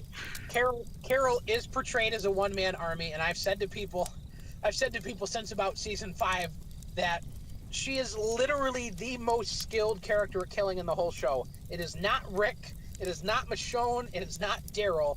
If you want to kill a bitch, you seek out Carol. Yeah, Carol is just like, I mean, she's a force of nature. She's the most terrifying thing in the entire show. If she wants you gone, you're gone that night, you know? Like, Right. there's this part in season 9, some mild spoiler, where she's just like walking out of a building where she set everyone on fire. She's like walking out with like no emotion. Like, she is the most deadly character. You're right. If there is anyone to be scared of, if there's anyone in that show you don't want to run into in the middle of the night, it is Carol, because you are not going to make it. That bitch is going to kill you. You might survive Rick, but you're not going to make it through Carol. It's like, I don't even think, I mean, I find it hilarious because it's been way too over the top, but like, I don't even think that the characters have any idea, like, how murderous Carol is. Like, she'll just slaughter everyone in her path. If you think about the show and you think about all the people she has killed, those guys, they actually don't know. A lot of her kills are not around other people. A lot of them are in the woods alone, or a lot of them are in places like that. The building she was trapped in with Maggie, or people she's killed in warehouses. Those saviors that she gunned down in the truck when she got expelled from, or when she ran away. So ridiculous. She ran away on her own from Alexandria, and she killed all those guys in the truck. Her kill count is fucking ginormous, and her friends have no idea how. She might actually have killed more people than zombies. I wouldn't be surprised. You know, and she always has like knives up her sleeve and stuff. I mean, there are people on YouTube who like autistically keep track of everyone's kill count, human and zombie. So maybe I can find a video after we're done. Yeah, we should link that below if we find it, because I'm willing to bet that she's killed a lot more people than actual zombies, which is, they're killing zombies the whole freaking show. So yeah. Anyway, it's funny. It's like making out with the opposing race more than killing zombies. I suppose we should stop Walking Dead posting and move on to some of our bottom of the stack items here. You wanted to mention something about a basketball player named Mateen Cleaves? I can talk about him briefly. I used to be into basketball, and I wanted to be in the NBA once upon a time, although I was never even good enough to play in college. But I remember it was like, I think it was the year was 2000, and he was I think a point guard for Michigan State University, and I think they won the championship that year. And he was paraded all over. He's like kind of the stocky, kind of barrel-chested black guy, kind of like he always had a slight beard and kind of like goofy big grin or something. And he was ESPN just always paraded this guy around as like he's a perfect example. He's a leader.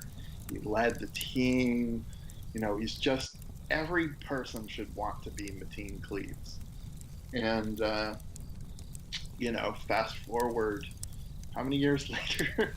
I guess 15 years later, technically. Although we're only learning about the fallout of these events now. He was caught on, surveillance camera footage, like multiple times, dragging this, beautiful white girl naked back into his motel room, and he was also unclothed, and he had been charged with rape after that, and she is asking people to call the police, and she was literally running from him, and he'd like catch up to her and like drag her back in, and well, he got off finally for that a few weeks ago, and I was just like, Mateen Cleaves, Mateen Cleaves. I've heard that name before. I looked him up. It's like, yeah, that's him. That's the guy we're all supposed to be like. This black guy. Now here he is.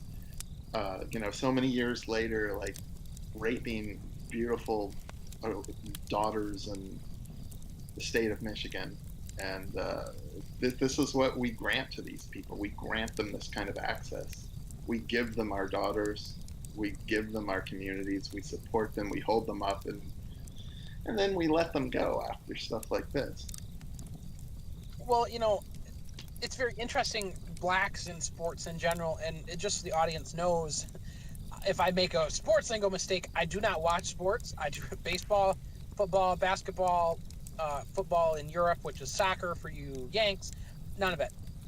But the social development of sports is something I have studied because it's very interesting to me, and particularly in relation to white people, because white people love sports ball. And I'm not saying it's a bad thing to like sports ball. I'm fine with the average white guy wanting to sit down and drink a beer and watch his game. However, sports ball can become an obsession. It can become a distraction from the real world. They want you to, put your male energies into sports ball or liking sports ball or talking about sports ball. So I recommend people do not get too involved with it. There's a difference between watching your game and literally making it your life. There's that. There's the other thing is that it kind of forces, like if you're a white man and you're into sports ball, I guess, you're kind of forced into worshiping the other. You have to worship black men because basically there's no more white people in a lot of these sports. I mean, it forces you to talk about that one black quarterback who you just love so damn much. And you only love him because he's good at the game, but oh boy, do you talk about how much you love him and how much you love the linebacker who is black or the basketball player who is black. But then you also think, well, okay, I don't really care that he's black, but if there's a white guy in there, he would do such a bad job as the quarterback. You start to think things like that. Yes, you get the I don't mean to sound, I don't want to offend anyone, but black people are just better at sports. Black people they're just better at this stuff, which by the way, they're not. Statistically, they are not. The United States of America, from sea to shining sea, is covered in tens of millions of talented young white men who are far and away better than loads of these black people. I'm not saying that there aren't great black athletes. There are a ton of great black athletes, and they're successful, good for them. But do not fall into the anti-white narrative that there are not amazing white sports players in colleges and high schools all across the United States, because the country is chock full of them. I can speak pretty specifically on this. Like, coming from a mostly white area, pretty much all white area, if there was a black guy in a school system, and there weren't in some surrounding school systems, they would instantly be like, let's give this guy a chance. Let's put him on the team. Oh, that's Jamal. Oh, I love Jamal. Jamal's the only black guy in school. I love Jamal. Let's put him on the team. And then he develops this reputation as like, oh, who's your good player? Well, it's Jamal, of course. And well, let's get Jamal going to college. And then so all of a sudden you have someone who really maybe wouldn't have been any better than a lot of the white players. He's getting a scholarship. He's getting a reputation, and a lot of it is about reputation. Once you reach a certain skill level and if you have certain check certain genetic boxes, And so most of the players at college are black, and so of course those are going to be most of the NBA players too. I'm not saying that there aren't phenoms. I mean, there are people like who's that? I don't need to give you names, but you know there are black players who just are genetically better for basketball than average people. It's not to say there aren't white people who are genetically better for it, like Well, Dirk Nowitzki. there are hundreds of millions of young white guys in this country who would be perfect and great basketball players. And you mentioned the school thing. The exact same thing happened. I don't know if the audience knows. I left high school at the age of 14 and started going to college. But when I left, um, in the grade below me was this adopted black kid whose name was it started with a Y. It was a ridiculous name. I don't want to say it out loud on the show because it's a very unique name and someone might actually know. But anyway, he was of average height, of average build, of average black intelligence, which means not very smart at all. But it was the exact same thing. Oh my gosh, Y is so good at this. He's the only black guy in the whole school system. The entire thing in this town of 4,800 people, the only black guy in the entire school system. And he is now a senior. And actually, no, he did graduate. So he was a senior last year. But anyway, worshipped like a god. All the sports magazines in not only the town, but the county. He has some scholarship for basketball. I mean, just worshipped. Played football, baseball, all of it. Was a very average person in every way, shape, and form. But because he was black in an all-white town, you would think that he was the most talented athlete who ever walked the earth. Yeah, they really, you know, it's because we're so eager to prove that we're not racist, that we're inclusive, and you just see it's so obvious, especially in this kind of situation where you have mostly white town or all white town, and then like the one black guy, they will push him as a premier athlete, even if he's not even inclined to be that. That's just like, oh, I bet you're pretty good at basketball, huh? I bet you can really throw a football, huh? You get the boomers. Get the boomers. I remember this because I was dragged to a couple high school games after I had left high school for college early. I went to a couple to appease some friends and whatnot, and I would see how adored Yami was. And it was especially by it'd be the kids in school, the people who I knew, no doubt. But then the parents weren't, you didn't have like average parents cheering for the kid, but the boomer grandparents, oh, they loved it. They loved it. They were just signaling their virtue. Oh my God, the Y is such great. They finally arrived at John Lennon's Imagine or something by seeing this black kid like score a touchdown or something in an all white community. Oh my gosh, it was just insane. And it just continued and continued. And I wish them anyone who is good at sports, I wish them all the success in the world. But sports is a trap for white people. However, it's backfired. And this is a point I wanted to make a bit earlier. The black people taking the knee, black players being pretty openly anti-white. The sports ball is imploding as a off-ramp for white people. Well, another thing is that, I mean, I remember really feeling like certain sports teams when I was growing up I had an attachment to them. And I think it was because, maybe 40 or even 50% of the team were like non-black or were white or something. And now they're just all black. And it's like there can't be that emotional attachment anymore. You can't pretend like, oh, we're just in it together. We're not in it together. It's them playing. It's not us. Well, yes, the same thing is happening with football over in Europe, soccer for the Americans, which I don't watch. But again, I keep track of the cultural trends because it's a big thing in white society. You used to get like the football hooligans in clubs who would identify with players because you saw a player who might have kind of looked like you or who you aspired to look like and emulate, but you can't do that anymore. why is 7-year-old Aiden Smith from the the Westlands in England going to identify with Jamal Hussein Barak, the star player of some random English football team? He's not. He's not going to identify with Jamal. It'll never happen. So this kid doesn't have any idols anymore. Football isn't interesting to him.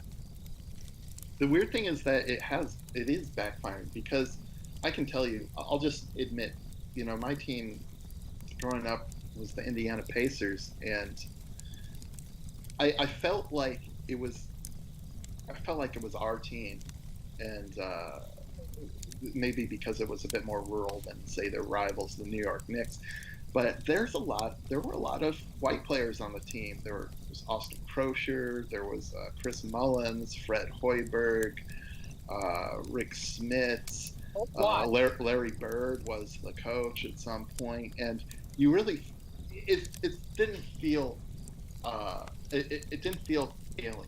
And then if you asked me back then, who was my favorite player? Oh, it'd probably be either Reggie Miller or someone like that. It wasn't about race to me back then, but I suppose subconsciously, race is always a factor because toward like 2000 and stuff, it was all black, and it's been all black since. And it's just like, I don't know who these people are. They're all like half of them are criminals. They all have tats, and they're like constantly getting involved in altercations at clubs at like 4 a.m. And it's like, I don't know who these people are anymore. They're not of my kin. They're not of my in group anymore. And so that was just an alienation process for me. That's exactly what it is. And viewership on sports ball has actually been in a nosedive for a bit. It'll level off during things like the Super Bowl or the playoffs or whatever the big, end of season thing is for baseball. I don't know. It'll peak again, but it's actually been on the general downward spiral, which I think is a good thing. Not being distracted by sports ball all the time for a lot of white men is a good thing. And I guess I do have one final item to cover if you don't have anything else to say about sports ball. Sure. We can probably squeeze one last one in here if anyone's still with us after our walk. I'm gonna edit in a display that'll tell people the different times they can jump around to. So if they want to skip the Walking Dead posting, they can. The state elections in Baden and Saxony in Germany, I wanted to talk about very briefly because AfD, which is Alternative für Deutschland, did amazingly. They blew it out of the water. They did fantastic. In Saxony, they went from about 9.7% to 27.7% or 25.7%. In Baden, they went from 12% to 24%. This is the most nationalist party in Germany. It has a lot of civ-nats, but it also has a lot of ethno-nats. So I know people may have issues with Alternative for Deutschland. I have issues with Alternative for Deutschland too, believe me, you. However, we do have to take baby steps, and there are ethno-nationalists in the party. If you don't believe me, look up Mr. Bjorn Hoche, H-O with umlauts, C-K-E, Bjorn Hoche, ethno-nat, big name in the party. This is great for Germany. They need this desperately because the country is falling apart. Well, yeah, Germany, it should be a powerhouse, and it still has that, I suppose, function as an economic unit, but not anymore. They're in a technical recession. Are they? Because, I mean, it's just a country with so much potential, and to see it just squandered like this. I mean, when you think about the Nazi stereotype of them being supremacist, yeah, well, they kind of are, to be honest. I mean, they're tall, strong, good-looking, smart people who are inventive, good at the arts. I mean, like, they're great at industry. I mean, they're kind of superior. I hate to say it. Where as someone of English stock. where Germany goes, Europe has always followed. Before World War One, before World War Two, since then, before then, where Germany has gone, Europe has followed.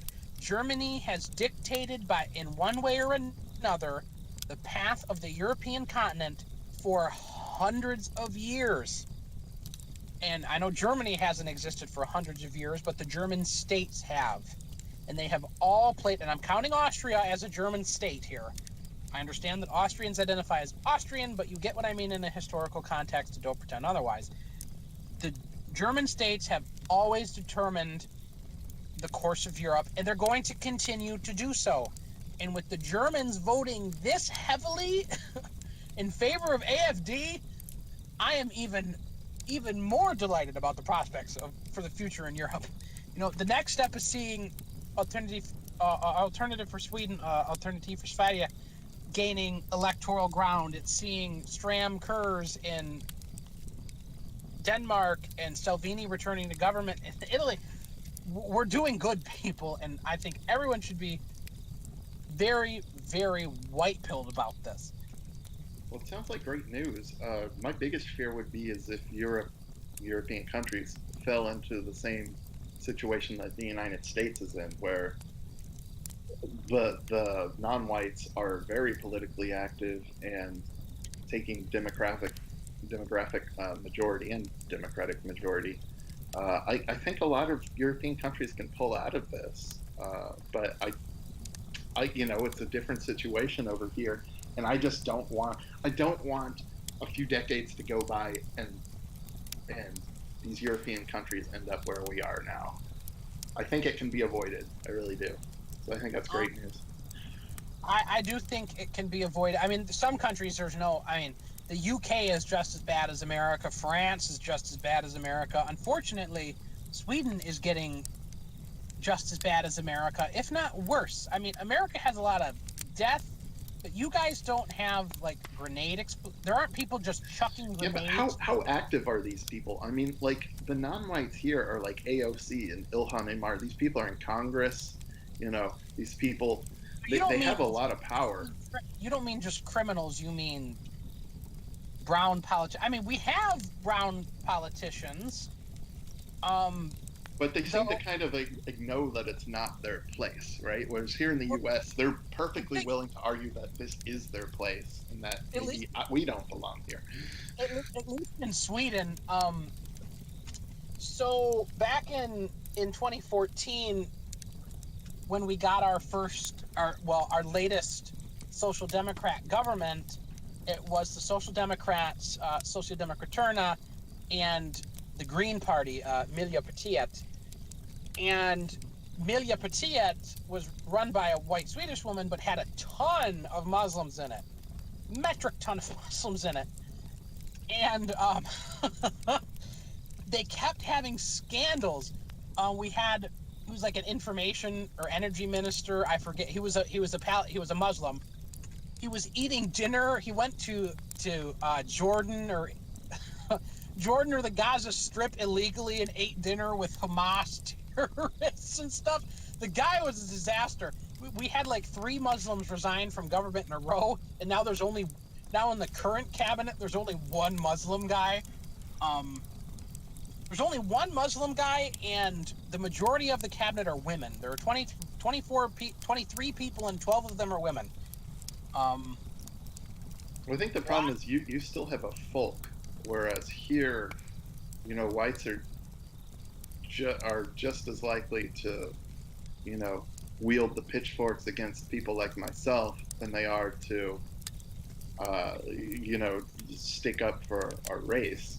Well, the 2 things about that in the United States is, number one, there are Pew research keeps indicating that there are more and more racially conscious white people. Some of the numbers are 12% of white people in the U.S., which is tens of millions of people, you guys, tens of millions. So do not fret. Things are getting better in the U.S. in terms of ideology. But on the other hand, you are absolutely 100% correct. And I'm not even going to talk about the left. I'm talking mainstream conservatives who are desperate to prove they're not racist, who would absolutely stick your head on a pitchfork to prove that they are not racist. We need this mentality to change. I think it will change. I mean, we just need to show them the right tire burning videos out of Africa, right out of the dark heart of Africa. This is one of these things I see circulating around a lot on Twitter. Just more and more of these gruesome videos of people being burnt alive in Africa and like machete punishments and stuff like that. Um, I don't know. I feel like we're kind of in uh, an echo chamber a bit with this kind of stuff. But I think that, you know, this stuff is really shocking, and a lot of people just assume Africa is just fine. Like there's been some, and it's finally spilled into South Africa. You know, we've seen the farm attacks and stuff, but was always in the middle of the night, and The we tire weren't sure. Like the tire burnings, I think there's been some pretty gruesome stuff out of South Africa this last month. South Africa is one of the worst in the entire continent. But tire burnings, you're talking about where they stick the tire over people, that is called necklacing, and that was invented by Winnie Mandela, the ex-wife of Nelson Mandela, who declared that with our cans of petrol and with our necklaces, we will turn South Africa black. Yeah, it's great. Rainbow Nation there. Maybe Yeah. rainbow, maybe the only rainbow coloration will be the different intensities of heat and the flame. Yes, Um, exactly. Nelson Mandela, the great hero. They don't talk about him much anymore because it's kind of mainstream knowledge now that he was not a great hero. Um, was married to the woman who invented necklacing and apparently condoned it. So, um, there's Nelson Mandela for you guys. As far as the black crime videos are concerned, I'm not going to deny that there is a bit of usefulness to them. However, you are correct that it kind of is an echo chamber. I think it's easier to get through to white people about black people when you talk about double standards, when you show them, these fake black conservative, and there's concrete proof that they're fake. Um, I think white people have to be disappointed in a black person or with a black person more than they could be horrified with crime videos. well, that could be. I I could write a book on my own experiences and disappointments with said Well, people. did you see the oh, I'm totally blanking. The video on Twitter where the black guy was in a fight with his girlfriend and shot the white cop? Was that you who sent that to me? Yeah, I think I sent that to you initially. That was wow. That was I incredible. don't. Did the cop get shot? Well, he shot at her and I He didn't shot see at her. her. Yeah. I Okay, didn't see her. so basically, for the people listening, there was some guy recording out of a suburban window. It looked like a peaceful community, and there was like a black guy wrestling with a white woman who apparently was a cop, and she had pulled her gun, I guess, because, or I don't know if the gun was pulled, but she had a gun, and they Well, were she pulled it wrestling. because she, she pulled it because he took it out of when they were wrestling on the ground. Yeah, She was the one firing the shots. yeah, she had the gun at that point, and I suppose she had justification for pulling it, but then he took it from her and she started running away and he fired a shot. It might have hit her in the back. I can't tell by the video. And then a bunch of police cars show up. It's almost like it was like it was directed by Steven Spielberg or something.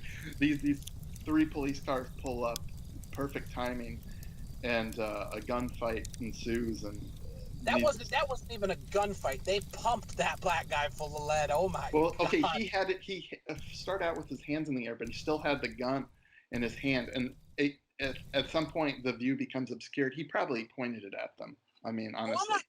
I'm not saying that. I'm not saying they shouldn't have shot him, even if he had his hands out. I don't care. He had a gun in his hand and he just shot at a cop. I Yeah, do yeah. not care that they gunned him down. I do not give a shit. But it was definitely the cops who were responsible for the vast majority of that gunfire.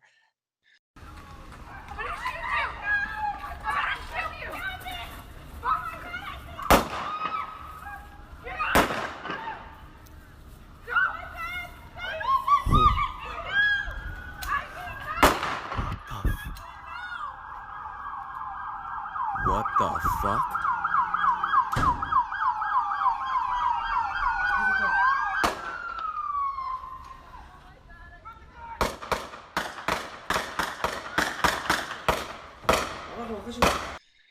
Yeah, I mean, he probably pointed it at them or didn't do the right thing. Because I mean, if you have a gun in your hand and there's a bunch of cops pointing a gun at you, you better do the right freaking thing. No, he didn't do nothing. He didn't do nothing. Like, I don't know And the if other there's a way to get out of that situation without getting shot, to be honest. Like, that exactly, he took a gun from a cop. He shot a cop. He's gonna get shot by cops. The other thing was, it was a beautiful suburban neighborhood, and I'm wondering, like, why are there these two black people arguing in the middle of like upper class California? It just goes to show how we don't have anywhere to go anymore. Like, you can't even escape in your suburbs, Goy. no, they're everywhere. I mean, you're checking your mail, they're walking by you on the sidewalk. So that's just the way it is everywhere now. But hey, James, I feel like we've been talking for a long time, and I feel like this stream's been a bit of a, we've been all over the place, but we've covered a lot of things, and so hopefully anyone who's stuck with us will have appreciated uh, all of the content we've provided. Do you have anything else you want to say before we end the stream or the recording? No, I think, recording, right? I think this is a great point to close the cooler and stamp out the fire and tell everyone we will see you next week. All right. Well, thanks so much for listening, and join us next time on Midnight Mutterings or Politics and Theory.